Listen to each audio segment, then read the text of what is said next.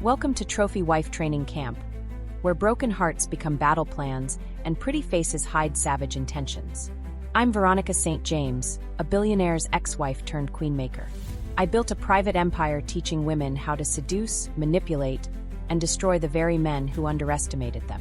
But when two of my top students form a secret rebellion to steal my crown, the game turns deadly. Betrayals, power plays, mind games, and only one queen can survive. This isn't love, it's war dressed in designer heels. Welcome to the Skillful Art of Manipulation podcast. If you haven't already, please consider following us on your favorite podcast platform. Today we present to you Trophy Wife Training Camp. Let's dive into this thrilling narrative together. Chapter 1. Welcome to the jungle, bitch. They say heartbreak humbles you. That pain makes you wiser. That betrayal builds character. Bull. Fucking. Shit. Heartbreak didn't humble me, it weaponized me. Pain didn't make me wise, it made me dangerous. And betrayal didn't build my character, it built my business. My name is Veronica St. James, 41 years old, former runway model turned trophy wife turned emotionally eviscerated ex-wife turned, well, this. And you don't know me yet, but you will. Once upon a time, I was the perfect package. Beauty, brains, and just enough trauma to make me sexually adventurous but emotionally manageable. That's how men like Nate Whitmore III like their women. Shiny, silent, and a little bit broken. Nate, my ex-husband, my first and last mistake. He swept me off my feet at a gala in Manhattan when I was 23 and stupid enough to think a man's Rolex meant he had class. He told me I was different. Said he'd never met a woman like me. Said he wanted to build an empire with someone like me. I was young, wild, and just self-loathing enough to believe him. For 15 years, I played the role like an Oscar was on the line, smiled at fundraisers, popped out 2 designer babies, pretended I didn't see the lipstick on his collar or the secret burner phone he kept in his golf bag. I stayed quiet, stayed pretty, stayed loyal. And for what? So his assistant, his 22-year-old assistant with the IQ of a goldfish and the tits of a porn star, could hand me a manila envelope while I was in my own fucking kitchen, sipping a matcha latte I paid for with a credit card that got shut off 5 minutes later. That was the day I died. And the day I was reborn. Fast forward 3 years and here I am, living in the Hollywood Hills in a 6-bedroom mansion with white stone floors, a view that makes the sky blush at sunset, and a wine cellar that's seen more breakdowns than a psych ward. All bought and paid for with the alimony money Nate thought he was clever enough to hide in a Cayman account. I got it all. Thanks to the ironclad prenup I flipped into my favor with a little charm, a lot of rage, and a lawyer who doesn't flinch when things get dirty. But my real prize? That came later. It started with a drunken TikTok. 1 glass of Bordeaux too many, my mascara half melted, a silk robe slipping off my shoulder, and me telling the world exactly how to manipulate a man into thinking he's in charge. Right before you gut him like a fucking fish. It went viral in 48 hours. Teach us, they begged. Please, queen, they wrote. Make me into a savage like you. So I did. I created the Trophy Wife Training Camp, a weekly members-only in-person course for women who are sick of struggling, sick of playing nice, and sick of pretending to love men who can't spell loyalty, let alone practice it. Every Sunday at noon, I host class in the great room of my estate. Floor-to-ceiling windows, velvet chairs, a giant LED screen, a full coffee and mimosa bar. Oh, and a full-length mirror on every wall, because lesson 1 is knowing what you look like when you lie. That morning, I'm standing barefoot on polished marble in a black silk slip dress and no bra, sipping a green juice laced with vodka. My hair is slicked back in a high ponytail, my lips painted red enough to make the devil blush. A dozen women sit before me, cross-legged like worshippers at the altar of vengeance. Some are influencers, some are bartenders, some are tired single moms who've had enough. But they all have one thing in common. They've been hurt, and now they want to win. Welcome to day 1. I say, my voice slow, low, and sweet like poison in a teacup. If you're here for a fairy tale, leave now. If you're here to manifest a soul mate, I suggest you go cry into a quartz crystal and call your therapist. A few nervous chuckles. Good, they're still a little scared. But if you're here to learn how to make a man obsess over you, empty his accounts for you, and thank you while you destroy him, then buckle the fuck up. I walk past them, heels clicking now because I slipped on my red Louboutins halfway through that intro. Power moves. Image is everything. You are not here to find love, I continue. You're here to build a brand. You are the product, the fantasy, the commodity. And men, they're the investors. Your job is to sell high, leave early, and never apologize for cashing the fuck out. My eyes scan the room. Front row. Tall blonde with a face like a Russian doll and tits paid for by someone else. Definitely here to trap an NBA player. Middle row. A quiet brunette with thick lashes and stripper heels. There's pain in her posture, rage in her silence. She's not here to play, she's here to avenge. I'll keep my eye on her. And in the back, a freckled redhead in knockoff Chanel with the fakest shy smile I've ever seen. She's the type that'll bite once she stops pretending to be soft. Dangerous. Deliciously so. Lesson 1, I say, pacing again, is curation. You don't exist to be authentic. You exist to be believable. Learn the difference. They start writing. Fast. Men don't fall in love with you. They fall in love with the idea of you. So give them what they want to see. Create the fantasy. Be the fantasy. And when they're hooked, control the story. Because men don't love women. They love what women make them feel like. And that's your currency. By the end of the 2-hour session, their minds are blown. I've taught them how to use body language to feign vulnerability, how to mirror a man's childhood wound for emotional leverage, and how to cry pretty without smearing your eyeliner. Psychology. Performance. Psychological warfare with lip gloss and strategy. After they leave, I kick off my heels, pour myself a glass of Chateau Lafite, and sink into the hot tub on the deck. The sun is setting, painting the sky in blood orange and violet. I watch the city stretch beneath me like a sleeping beast, full of secrets and money and men who think they're invincible. My phone buzzes. It's Lexi, the quiet brunette. Lexi. He gave me his Amex tonight. Said I was the only woman who ever really saw him. I nearly gagged. But I smiled. Like you taught me. Face blowing a kiss. Good girl. I sip my wine, satisfied. This isn't about revenge anymore. This is bigger than Nate. Bigger than me. This is an uprising. And I'm the ringleader. To heartbreak, I whisper to no one. And to getting paid for every fucking tear. Because I didn't just survive the fire. I learned how to burn better. And class has just begun. Chapter 2, Break a Man, Build a Brand. There's a moment, right after the first lesson ends and the girls leave with their notebooks full of poison, when the air in the house shifts. It gets heavier, sharper, as if the walls themselves know something dangerous just woke up in them. That's how I know it's working. The next morning, I'm in my robe, black satin with daddy issues embroidered across the back, sipping espresso and reading over my assistant's updates. Camila, 27, Colombian American, Harvard dropout, and the only person I trust with access to both my bank accounts and my burner phones. She was one of my first students, but she graduated faster than most. Girl could charm a pedophile into therapy and make him pay for the session. She slides a tablet across the marble kitchen island. Redhead's name is Talia Monroe, she says, her manicured finger tapping a picture. Real name might be Stephanie Gutierrez, used to work bottle service at a club in Vegas that got raided. She's smart, but something's off. I squint at the photo. Something about the eyes. Too alert. Too calculating. She's not just here to learn, she's watching. Gathering. Calculating. And Lexi? I ask, taking a slow sip. Camila smirks. Fucking thriving. Sent me a video last night. She fake cried about a bad childhood and had her target offering to pay for therapy and a new apartment in Beverly Hills. He sent her $10K just to help her heal. Girl deserves a medal. I nod slowly, lips pursed. She's a natural empath, weaponized. Dangerous combo. Camila shrugs. You made her that way. She's not wrong. The afternoon sun pours into the room like liquid gold. I head upstairs to get dressed, letting the heat touch my skin as I peel off the robe and step into a black lace bodysuit with thigh-high boots.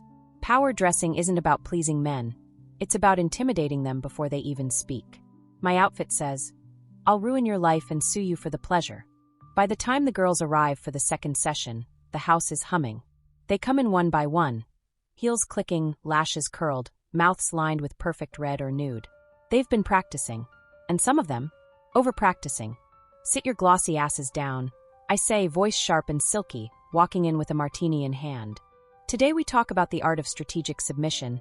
And no, I'm not talking about sex, but if you use that too, good on you. They giggle, but I don't smile. This lesson will either make you or break you. Because most of you still think the way to win is to be strong. Wrong. The way to win is to appear weak. Just long enough for him to put his guard down. I let that hang in the air. Some girls shift uncomfortably. Some smirk. But Lexi? She leans forward, hungry for more. She's absorbing everything like a sponge dipped in venom. Men love fixing broken things. It gives them purpose, makes them feel important, so give them something to fix. I pick up the remote and hit play on the big screen behind me. A scene from a security camera rolls. It's one of our training tapes, obtained from a staged date between one of our paid actors and an advanced student. The girl fake cries about her abusive ex, subtly touches the man's wrist while maintaining eye contact, lowers her voice when she asks, "Do you ever feel like no one really sees you?" By the end of the meal, he's pledging to protect her. It's sick. It's sad. It's effective. I pause the video. Notice the way she leans in when she talks. The slight tremble in her voice. The perfectly timed moment where she looks down, not because she's shy, but because she knows he'll interpret it as vulnerability.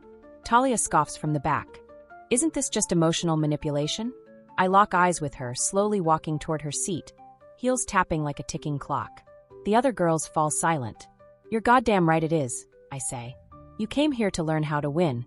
Did you think this was a meditation retreat? She folds her arms. I can smell the rebellion brewing in her. I like it, even if it's dangerous. You want to play fair, go work in HR. I continue, voice low and lethal. But if you're going to survive out there, you better learn to control the game before the game controls you. Lexi smiles at that. Red lips, sharp teeth.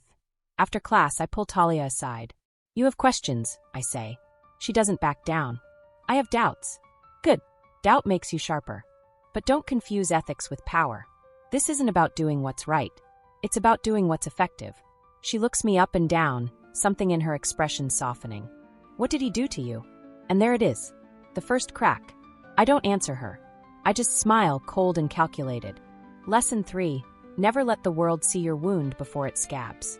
That night, I have a private dinner with an old contact. Brandon Yale, former producer turned sugar daddy to influencers with cocaine problems and self-esteem deficits. He owes me a favor.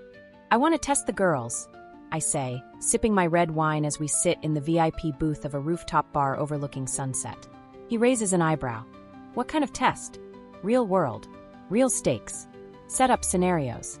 Ambushes. Fake exes. Unscheduled meetings. I want to see which ones crack and which ones pivot. He nods slowly, intrigued. You're building monsters. I grin.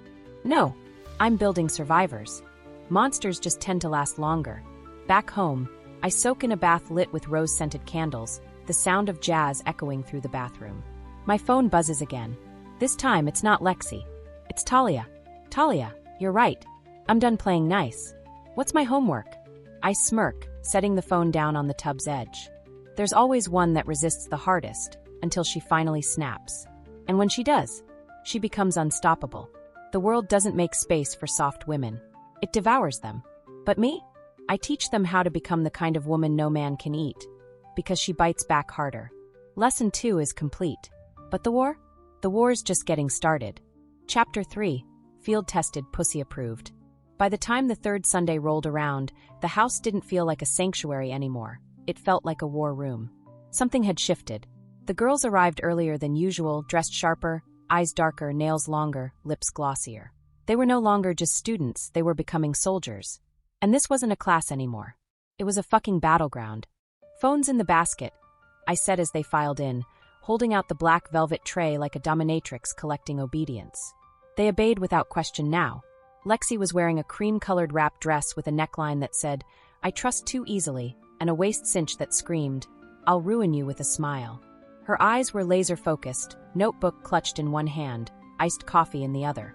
She had that look in her eyes, calm on the surface, but there was blood in the water beneath. Talia showed up in head-to-toe black, tight turtleneck, leather pants, sunglasses she didn't take off until I called her name. "You mourning someone?" I asked, arching an eyebrow as she finally removed the shades. "Yeah," she replied coolly. "The old me. Touché, bitch."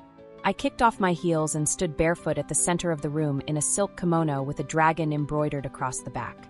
Hair tied up. No makeup. No armor. They needed to see that sometimes power didn't need a costume. "Today," I began, voice low but sharp enough to slice through the silence, "we leave theory behind. No more notes. No more videos. No more hypotheticals." A pause. A flick of the wrist.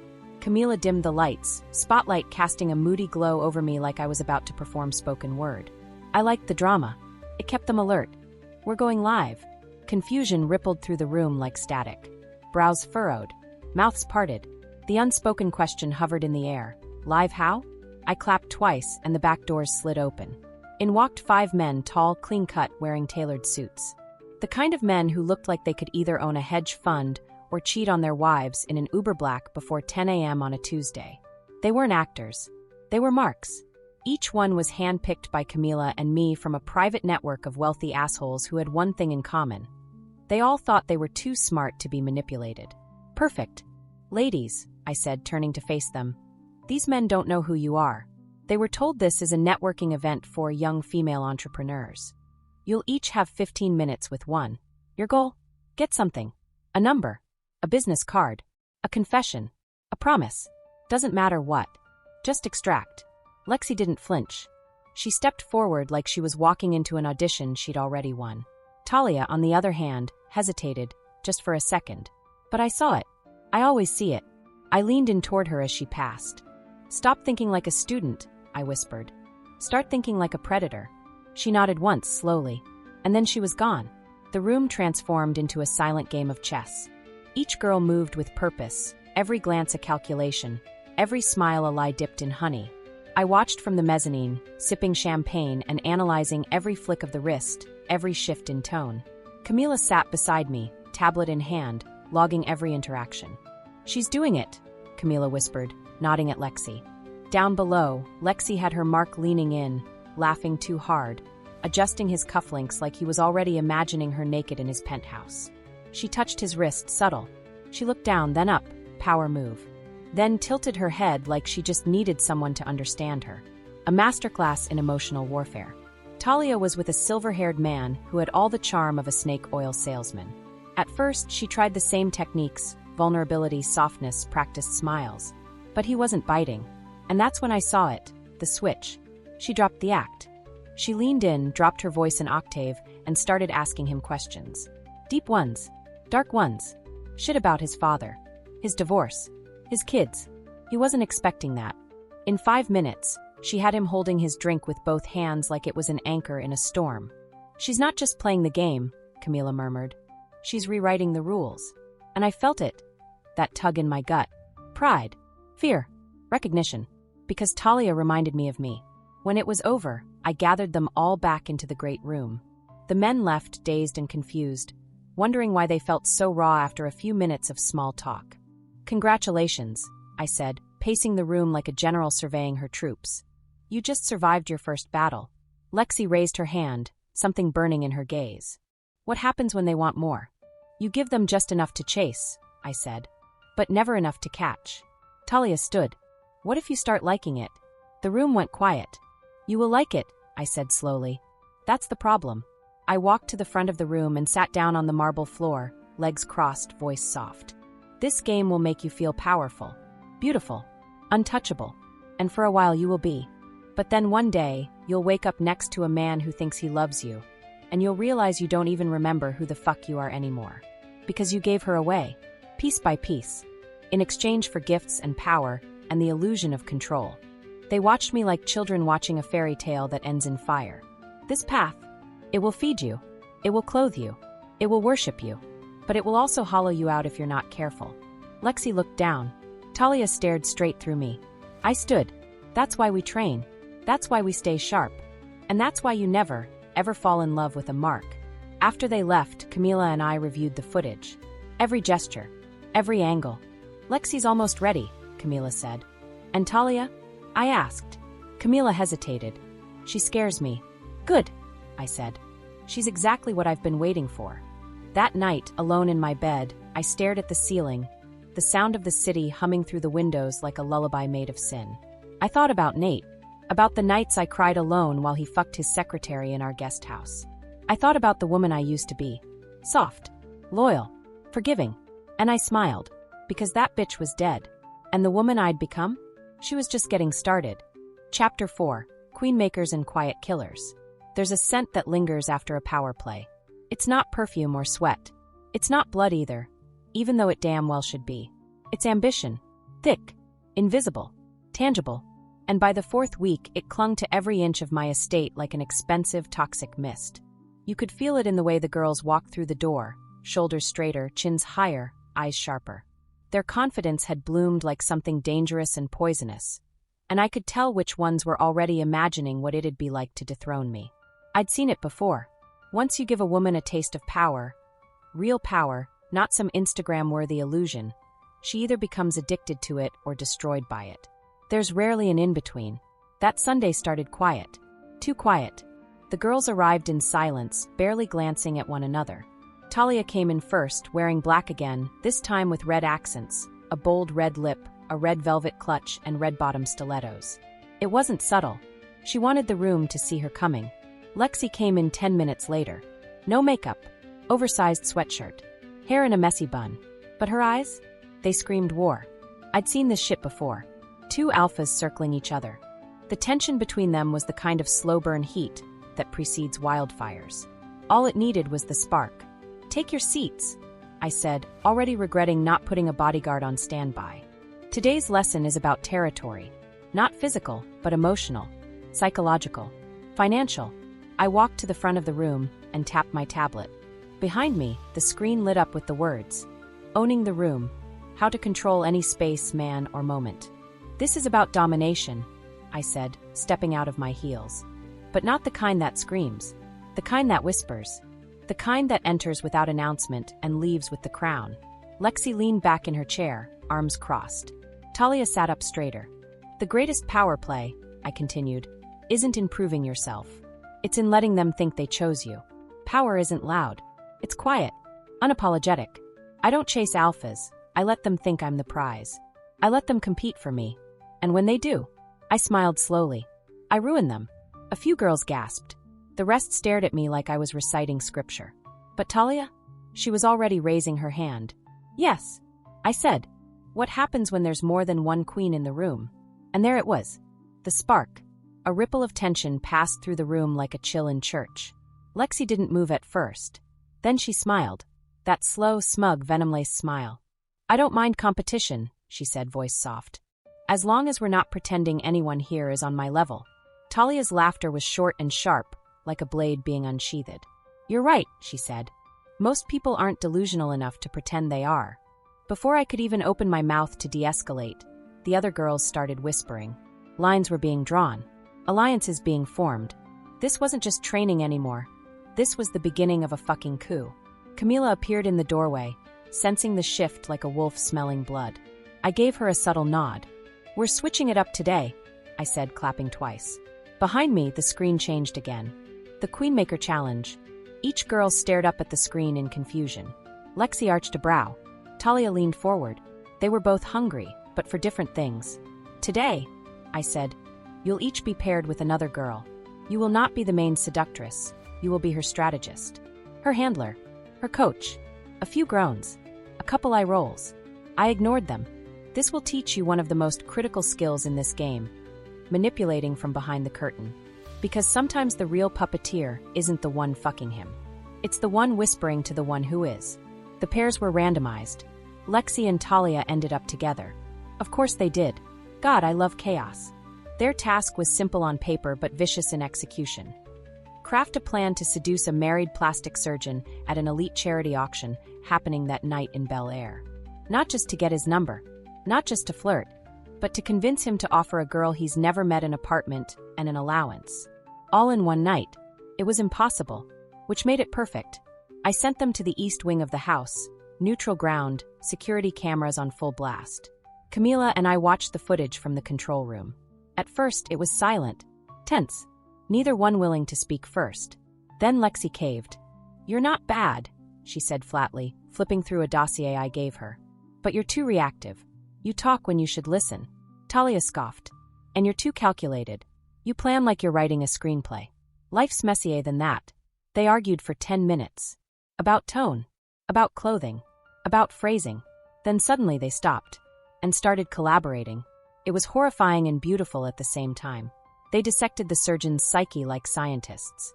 Lexi would point out emotional weak points, his dead wife, his daughter's DUI, his addiction to control. Talia would design the persona. Innocent, spiritual, emotionally open but not sexually available. She even gave her character a fake astrology sign. Cancer, the nurturing wound collector. When they were done, I couldn't help but grin. They didn't just build a strategy. They built a character. That night, I sent Talia in as the bait. Lexi stayed in the car, feeding her lines through an earpiece. It was our first full-on real-world deployment. And it worked. Dr. Eugene Callahan offered her a safe space to get away from her emotionally manipulative roommates before dessert even hit the table. She left the party with a penthouse key and a promise to wire $5,000, just to help out. It was fucking poetry. Back at the house, I debriefed them one-on-one. Lexi walked in first. How'd it feel? I asked. She shrugged. Like cheating on a test you wrote yourself. And Talia? Lexi hesitated. She's a bitch. But she's sharp. And if I didn't know better. What? She's not doing this just to win. She's doing this to hurt someone. Someone specific. I made a note. Talia came in next. She didn't sit. She's good, she said simply. But she underestimates women. Do you?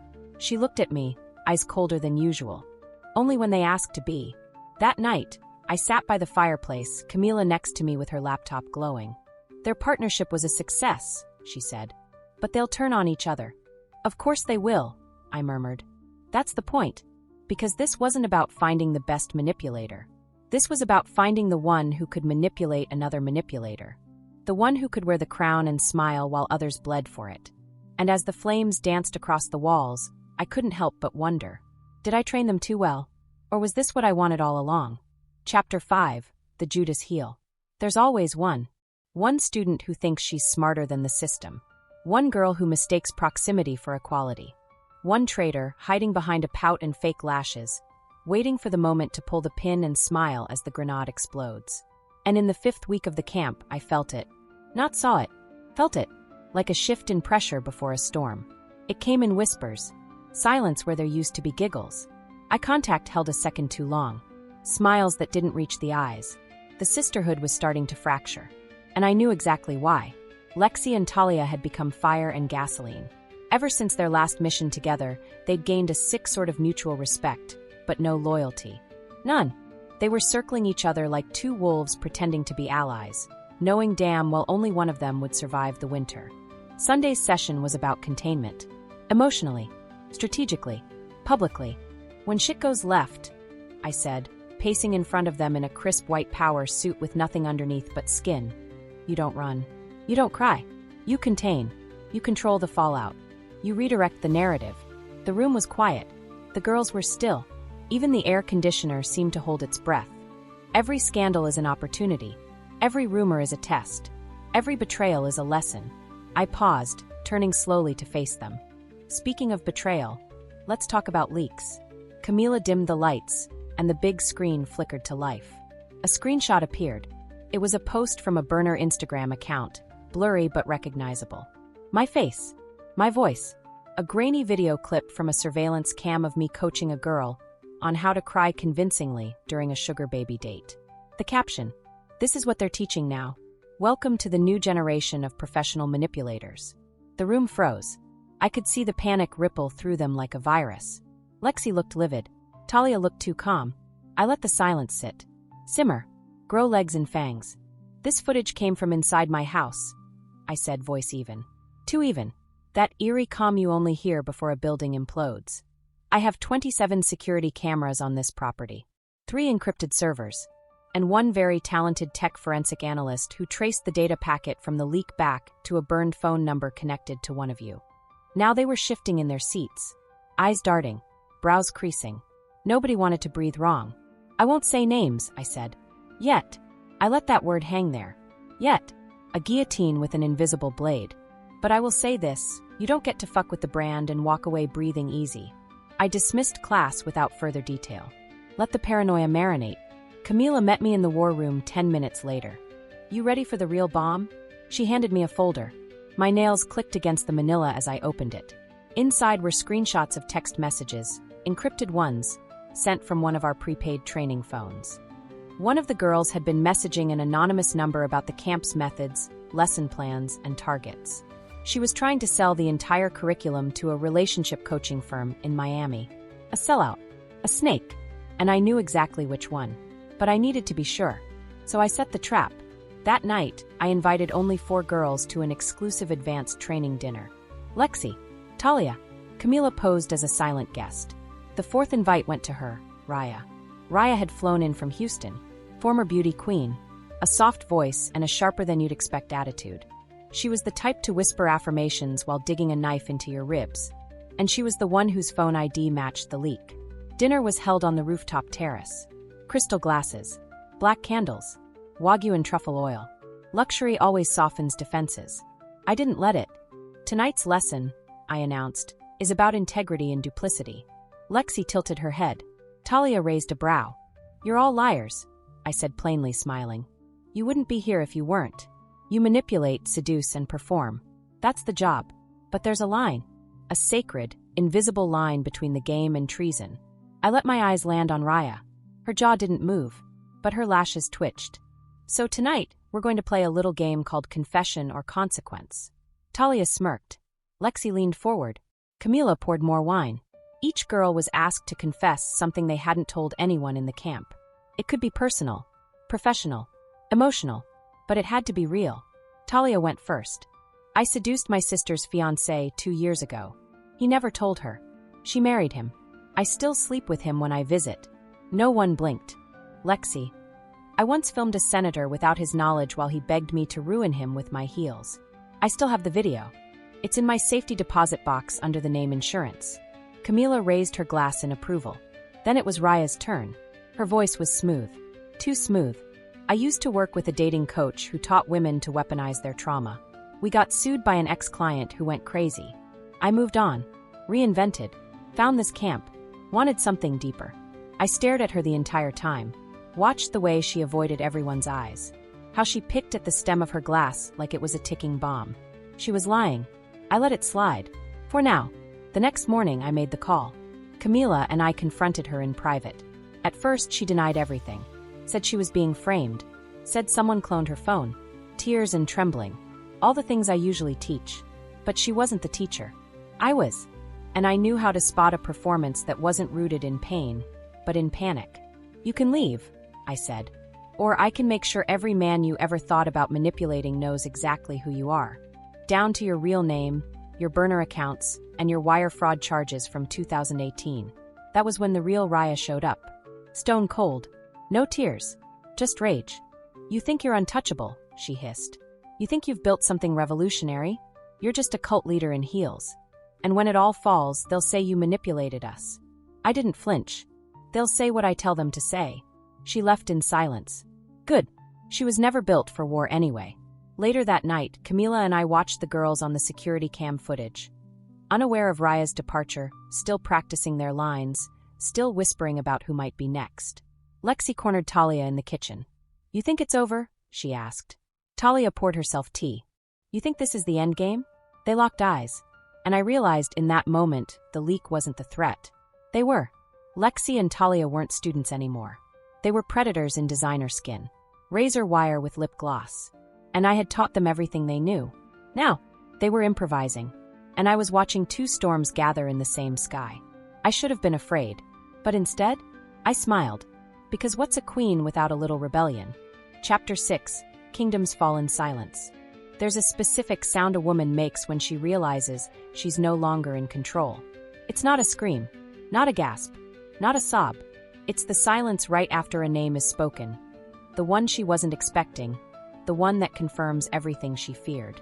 It's the sharp inhale, the pause, the internal calculation behind her dead-eyed stare. That moment when her brain races to catch up with the betrayal. I hadn't heard that sound in years. Not since Nate handed me divorce papers and called me excess inventory. But I heard it again today. And this time, it was me. Let's back up. The house was unusually quiet that morning. Not a peaceful kind of quiet. The kind that makes your spine tighten.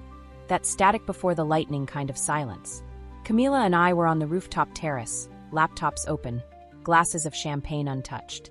We were supposed to be reviewing next week's lesson plan, advanced brand manipulation, soft power tactics in hostile environments. But something was off. The numbers didn't lie.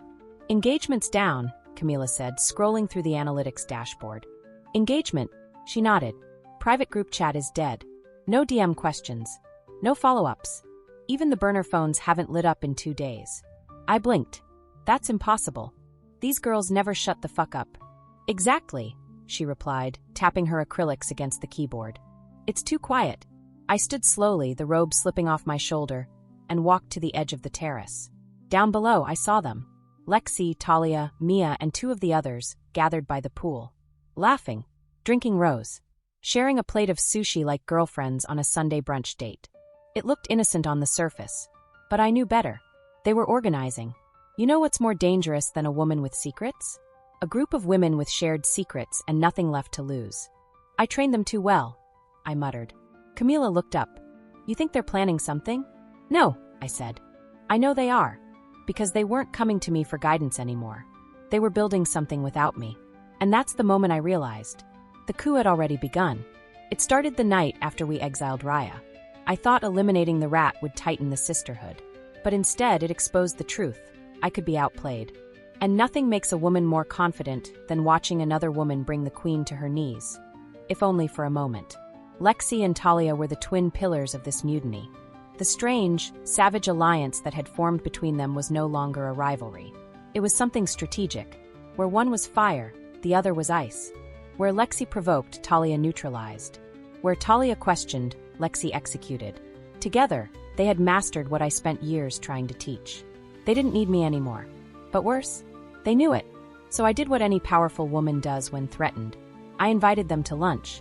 The private dining room at La Serena was silent except for the clinking of cutlery against porcelain. I ordered for them both before they arrived. Lobster for Lexi, caviar and toast for Talia. I'd done my homework. Lexi arrived first, draped in nude Valentino, not a bra strap in sight. Her hair was slicked back, skin glowing like she'd slept through a guilt-free night. Talia came 10 minutes later, wearing oversized sunglasses and a silk scarf tied like an heiress. You're late, I said to Talia, not looking up. Fashionably, she replied, sitting down without apology. I cut to the chase. You've been busy. Lexi smiled. So have you. Leaks. Liars. Drama. It's been a hell of a syllabus. You two think this is funny? I asked, folding my napkin slowly. Talia leaned forward. We think you're losing your grip. My stomach flipped, but I didn't flinch. Let's get something straight, I said. This isn't a co-op. This is a kingdom. My kingdom. Lexi stirred her drink. You built a brilliant empire. But you forgot one thing. What? Even queens get overthrown. She said it like she was ordering dessert. Talia's voice followed, cool and matter-of-fact. The girls talk, Veronica. About how you manipulate us. How you use our trauma like currency. How you pit us against each other to stay on top. That's the fucking point, I snapped. I built this program to protect women like you. To arm you. Lexi cocked her head. You armed us, all right. And now we're pointing the gun back at you. I didn't finish my wine. Didn't touch the food. I walked out. I'd lost control of the narrative. And I had to take it back. Back at the estate, I called an emergency meeting. Just the girls. No cameras. No tech. No assistants. Just me, standing barefoot in the middle of the great room, facing the 12 women I had trained like a fucking army. They look different now. Stronger. Smarter. Colder. You think you're ready, I said, pacing. You think you've outgrown me. You've learned the lessons, mastered the techniques, and now you want to dismantle the throne and build your own. Fine, do it. They watched me silently. But understand something, I continued. You didn't just learn from me. You became me. Every smile you fake, every tear you weaponize, every man you gut and leave bleeding on a satin pillow, that's my signature. I gave you the blueprint. I am the brand. Lexi stepped forward. And like every brand, you're vulnerable to rebranding. Talia joined her. We're not asking permission, Veronica. We're giving notice. The room erupted with whispers. I laughed. Low. Unhinged. Unapologetic. You want this empire? I said, arms outstretched. Then let's see if you can survive without the crown. And I walked out. No tears. No begging. No weakness. But inside, I was fucking rattled. Camila found me later in the pool, fully clothed, cigarette in hand, eyes blank as the stars. They're forming something, she said. I know. They're calling it something too. I turned to her slowly. What? She hesitated. The Widow's Circle. A rebrand. A revolution. A direct insult. They think I'm dead? I asked, laughing softly. No, she replied. They think you're obsolete. That word landed like a punch to the ribs. Obsolete. Not irrelevant. Not defeated. Obsolete. As in unnecessary. Replaceable. Expired. It was worse than war. It was erasure. I crushed the cigarette and stood up, water dripping from my silk pants like melted armor. You know what happens to traitors in kingdoms, Camila? She nodded. They get beheaded. No, I said, walking back inside. They get studied. Chapter 7. The crown cuts both ways. Every queen knows the crown isn't just a symbol, it's a weapon. It looks like gold, but it's forged from suffering. The jewels? Lies. The polish? Blood. And the weight? The weight is made of secrets. By the 7th week, I could barely feel my own crown anymore. Not because it had slipped, but because I'd worn it for so long it had fused with my skull. Bone and brass. Flesh and fire. My name wasn't Veronica St. James anymore. It was reputation. It was legacy.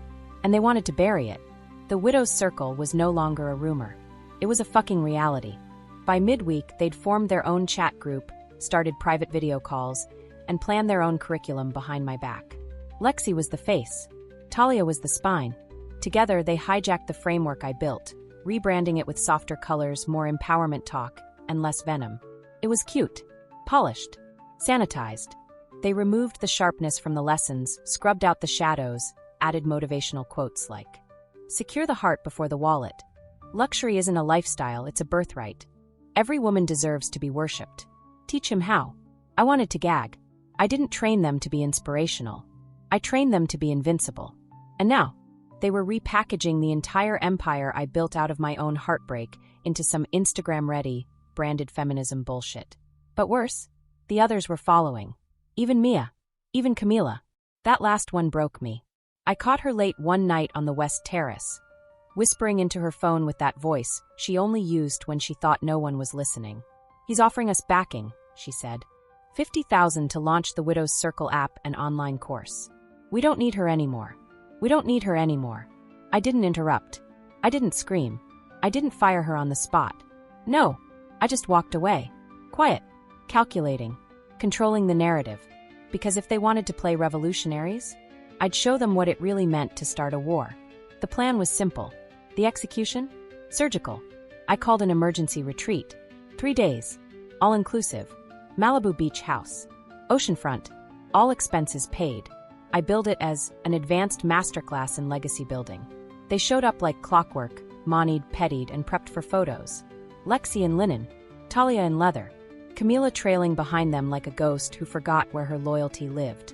"Nice place," Lexi said as she walked in, sipping from a bottle of Voss like it was a chalice. I smiled. "You think I'd let my betrayal play out in cheap real estate?" They laughed.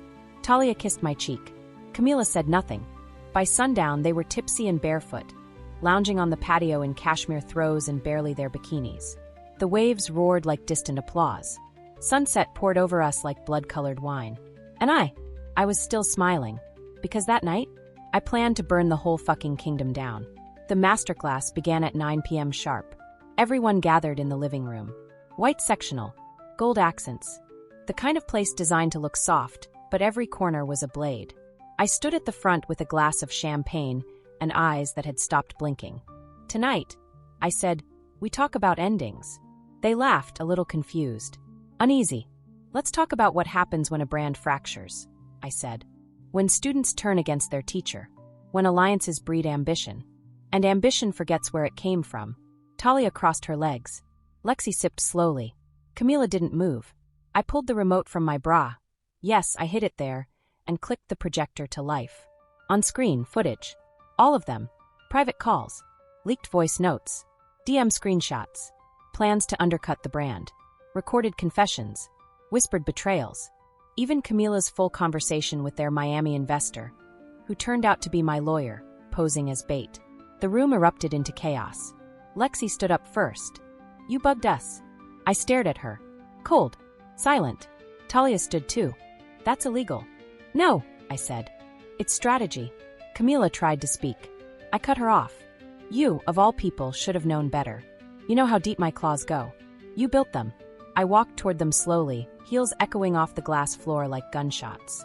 "You all thought you were writing a new chapter." Pause. You didn't realize you were still in my book. They started yelling, screaming, accusing. But I didn't flinch. I raised my hand and played the final clip. Lexi last week, alone on the phone. Veronica's dangerous. Brilliant, but dangerous. We need to keep her out of the board. She doesn't know how to share power. The silence after that was nuclear. Then I said what I came to say. I don't share power, I whispered. I am power. By morning, 3 girls had left the retreat. Camila was gone. No note. No call. Lexi stayed. So did Talia. They didn't apologize. They didn't need to. Because by then they understood. They could form circles. Build apps. Launch courses. But they could never recreate me. Because I wasn't just a teacher. I was a goddamn blueprint. 2 weeks later, I sat alone in the same great room where it all started. The air was still thick with old ambition and new silence. My phone buzzed. A message from Lexi. Asterisk, we're launching next week. We're calling it Widow's Circle, powered by Trophy Wife Training Camp. You'll get 51% equity. We kept your name on it. Because we know how this ends if we don't. I stared at the screen. Then I smiled. Because they finally understood. You don't survive the crown. You wear it until it cuts. And the ones who wear it best, they never bleed in public.